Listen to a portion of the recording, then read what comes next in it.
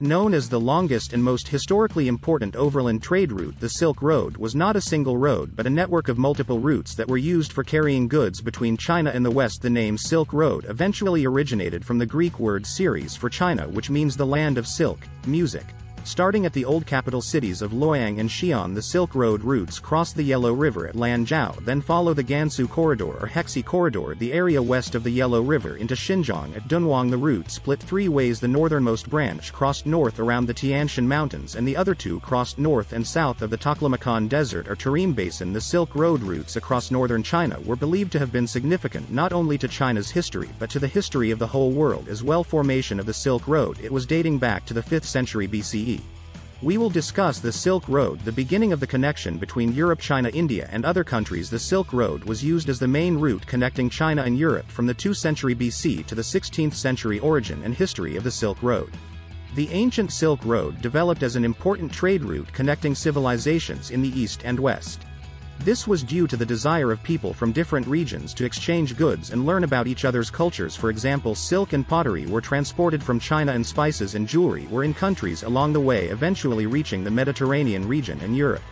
In other words, the ancient Silk Road connected various regions of the world and served to facilitate trade and cultural exchange. The major trade routes of the Silk Road brought economic prosperity to many countries. This is because the economies of participating countries grew significantly as valuable goods were transported through these trade routes. For example, silk exported from China was so valuable that countries from far away joined the trade in search of it. The Silk Road trade route was not just a road but an important economic source for the participating countries.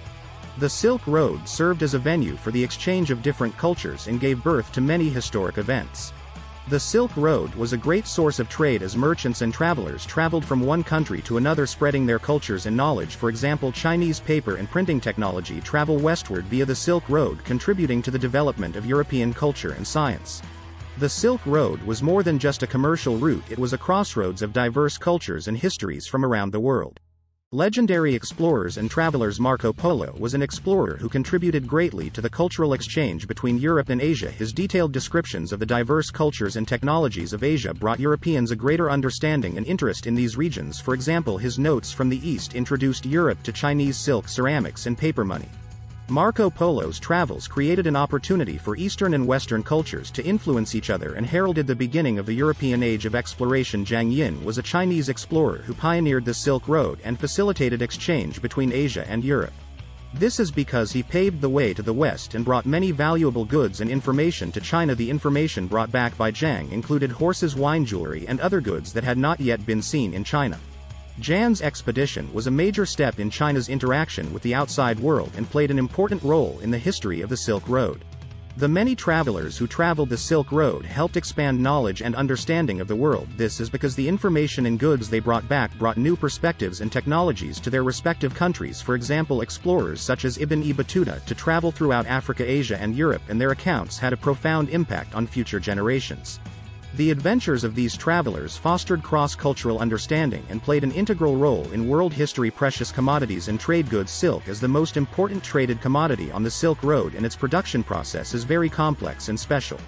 Silk was extremely valuable because it was made from silkworms which produced silk threads and were highly valued for their quality and beauty. Silkworms grow by eating mulberry leaves, and then silk thread is obtained in the process of making cocoons.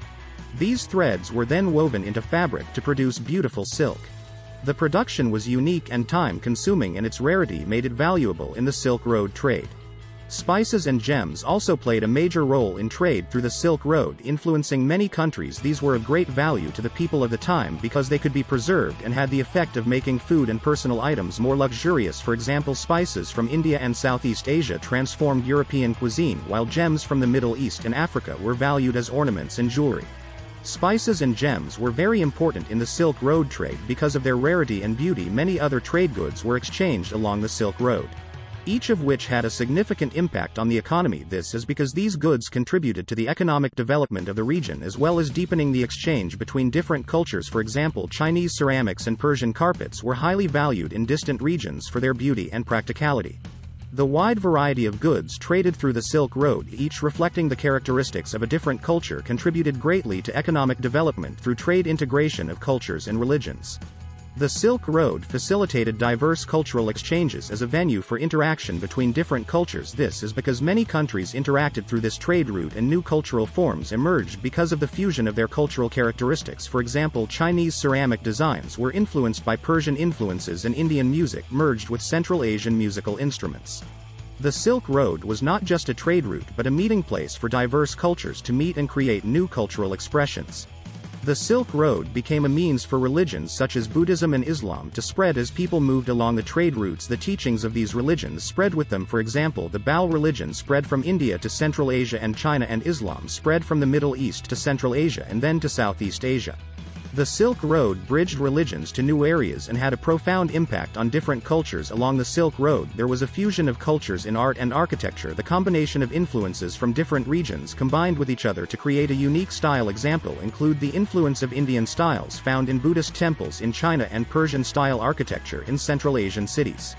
These examples of art and architecture demonstrate that the Silk Road facilitated a creative fusion between different cultures. The end of the Silk Road and its impact on modernity. The decline of the Silk Road was driven by the development of maritime trade routes and political upheaval. The development of sea routes made trade safer and more efficient than overland routes, and the political instability of the region made trade riskier. When the Portuguese began to develop the maritime Silk Road in the 15th century, many merchants turned to the sea routes. Wars and political upheavals in Central Asia also undermined the safety of the land route. The demise of the Silk Road was due to more efficient maritime trade and political instability, which changed global trade patterns. The hidden city of lowland Lowan was once a prosperous city on the Silk Road. This is because the city was located on an important trade route and was a trading center for many merchants and travelers. Lowland is located in a desert oasis, and its water sources and fertile land allowed agriculture to flourish, attracting silk jewelry and other traded goods. Lowland's history and prosperity illustrate how cities on the Silk Road flourished and diverse cultures were exchanged. Lowland disappeared with time and was long forgotten, only to be rediscovered later. This is because the city was gradually abandoned and buried in the desert due to environmental changes and shifting trade routes. Lowan was eventually covered by sand and rediscovered by explorers in the early 20th century. This discovery caused an archaeological sensation. The disappearance and rediscovery of Lowan teaches us about the changing fortunes of civilizations over time and the joy of rediscovering lost history. The excavation of Lowland has revealed many secrets about the history of the Silk Road.